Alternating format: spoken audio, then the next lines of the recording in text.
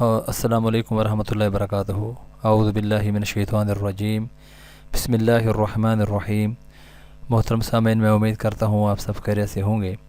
حضرت ابو ہریرہ رضی اللہ تعالی عنہ اور حضرت ابن عباس رضی اللہ عنہم سے مروی ہے، جو شخص جمعہ کی رات یا دن میں سورہ کہف پڑھے، اسے وہاں سے لے کر جہاں وہ پڑھتا ہے مکہ مکرمہ تک روشنی عطا کی جاتی ہے اور آئندہ جمعہ تک کے گناہ بخش دیے جاتے ہیں، بلکہ 3 دن زید کے گناہ بھی۔